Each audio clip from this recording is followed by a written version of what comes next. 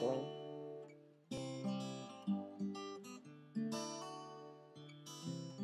Boing. Hi, I'm Kangaroo. And this is Kiwi. How are you, buddy? Well, not so good. You know how I was diagnosed with diabetes a couple of months ago? Oh yeah, how's that been going for you? Oh, I've forgotten a ton of stuff that the diabetes educators taught me. Yep, I remember when that happened to me. How did you deal with it? Well, I reviewed all the important material. Say, could you do that with me? Sure. Let's begin with what diabetes is. Diabetes begins when your body isn't secreting insulin. Insulin is a hormone that your pancreas produces to regulate sugar use and production. It also allows sugar to pass into your cells to be converted into fuel for energy. When your body doesn't use insulin, the sugar can't get into the cells to be burned. It remains in the bloodstream and is expelled in the urine. Common signs of diabetes are constant thirst, urination, and weight loss. I remember before I had been diagnosed, I had lost a ton of pounds. So did I. But let's move on to ketone testing. Ketones are the result of fat being broken down in order for the cells to receive the needed energy. You should test for ketones during an illness, if your blood sugar is above 300, if an insulin shot has been missed, or if you are vomiting.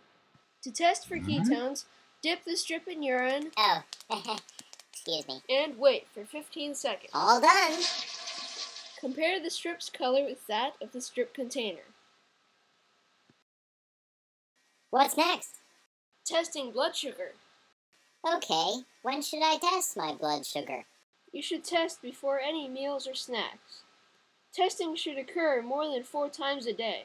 Other times that require a blood sugar check are anytime you feel low or have unusual symptoms, such as vomiting. Could you go over the whole process of checking blood sugar for me, just so I know I'm doing it right?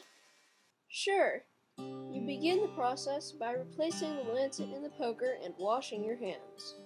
Now, insert the strip into the meter with the 3 black bars entering the meter. Make sure that the black bars are facing upwards. Wait until the meter shows that it is ready to receive a blood sample.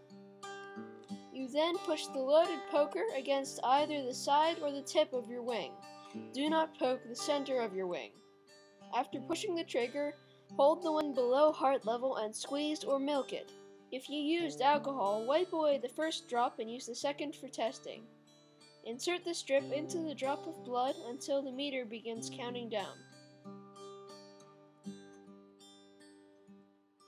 Stop the bleeding with a cotton ball. Yeah, this is all coming back to me. What's next to review? How about injections? Okay. First, you clean the top of the insulin bottle with alcohol. Draw up an amount of air that is the same as the needed insulin dose. Insert the needle, push the air out of the syringe, and draw up the correct dose. Once the correct insulin dose is in the syringe, have someone examine it. They should check for the right amount and for bubbles. After the dose has been checked, clean the area you are planning to inject. There are several injection sites on your body. Pinch up an amount of skin. Inject straight in. When the insulin has been pushed in, let go of the skin before pulling the needle out. Check for bleeding or insulin leakback. If either occur, note it down in your logbook. Remember that with each shot, you are giving yourself your health. Huh, I never thought of it that way. Let me see if I remember. I get insulin so that I can, eat, right? Right. Could we review a little on food? Alright. Food is divided into 6 categories: carbohydrates, proteins, fats, vitamins and minerals, water, and fiber. Insulin mainly affects carbohydrates. Examples of foods containing carbohydrates are breads, pastas, crackers, cereals, potatoes, fruits, milk, and vegetables. A balanced diet includes at least 3 servings of vegetables, 2 servings of fruits, 6 servings of grains, beans, and starchy vegetables, 2 servings of low-fat or fat-free milk, about 6 ounces of meat or meat substitutes, and small amounts of fat and sugar per day. What else is there to review? Well, there's exercise. Exercise is one of the 4 things that affect blood glucose. The other 3 are food, bodily stress, and insulin. In order to prevent lows due to exercise, either eat extra food or take less insulin. Extra blood sugar tests are helpful in knowing how to prepare for exercise. You mentioned lows. What exactly are they? Well, lows or hypoglycemia are low blood sugars. Symptoms of a low blood sugar are shakiness, a fast heartbeat, dizziness, anxiety, sweatiness, What a workout. hunger, weakness or fatigue, blurred vision, kiwi, a headache, and or irritability.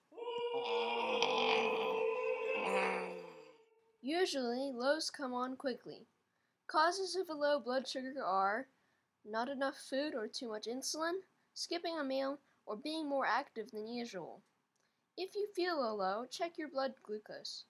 It is better to check than to ignore the low. Treat a low generally by either drinking 4 ounces of fruit juice or by eating 3 to 4 glucose tablets. Check your blood glucose in 30 minutes. If symptoms are still felt or your blood glucose is still under 70, repeat the treatment. If you are unable to check your blood sugar, treat the low anyway.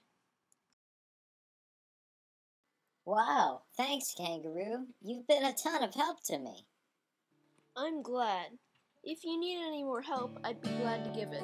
Thanks. Hi, my name is Kiwi.